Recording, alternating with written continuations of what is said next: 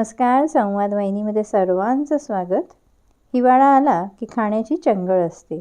छान मस्त लालसुटूक गाजर यायला सुरुवात होते आणि आपण एकदा तरी गाजर हलवा बनवतोच.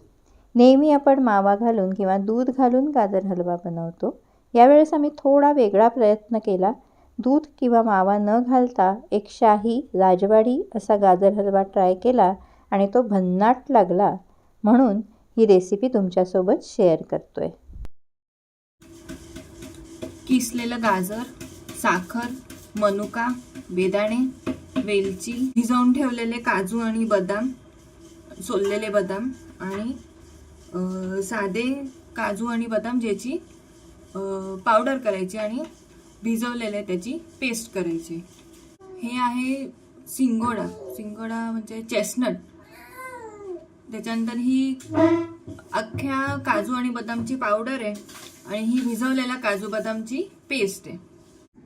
ओके, गॅसवर कढई ठेवली. आता गाजर ह्यात टाकून घेऊया.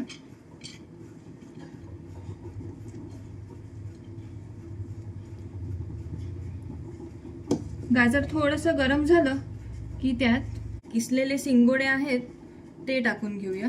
किसलेले शिंगोडे आणि काजू बदाम पेस्ट इथे घातलेली आहे. ते करताना रेकॉर्डिंग बंद झालं होतं. ह्याच्यात किसलेले वाफवलेले जे शिंगोडे आहेत ते, त्यानंतर काजू बदामची पेस्ट 2 वाटी आणि गाजर आहे आणि हे सगळं एकदा मिक्स करून त्याला थोडं वाफवण्यासाठी ठेवायचं.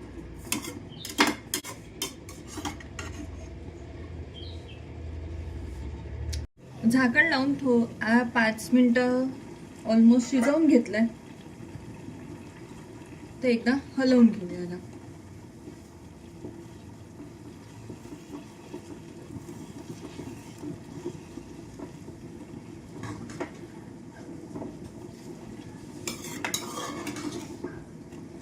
वेलची पावडर टाकूया आणि जी काजू आणि बदामाची पावडर आहे ती घालूया. ही पावडर ऑलमोस्ट 1/2 वाटी जेवढं आहे.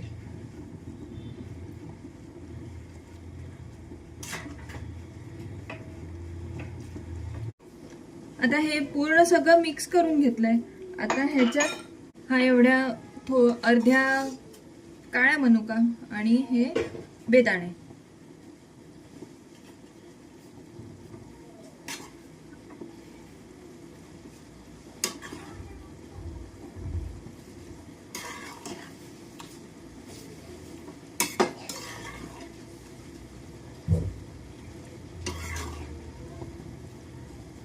आता पुन्हा एकदा ह्यावर झाकण लावून ह्याला 5 मिनिटं शिजू द्यायचं.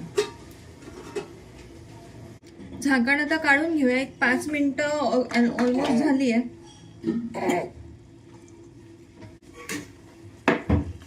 एकदा हलवून घेऊ.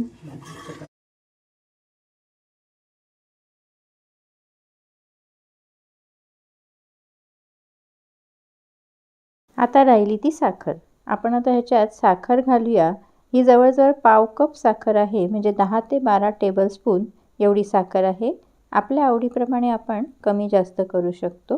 हे सर्व मिक्स करून घेऊया आणि आता मात्र झाकण न ठेवता आपल्याला साखरेचं जे पाणी होईल ते पाणी आटेपर्यंत होऊ द्यायचं आहे. मधून मधून आपण हे हलवत राहणार आहोत.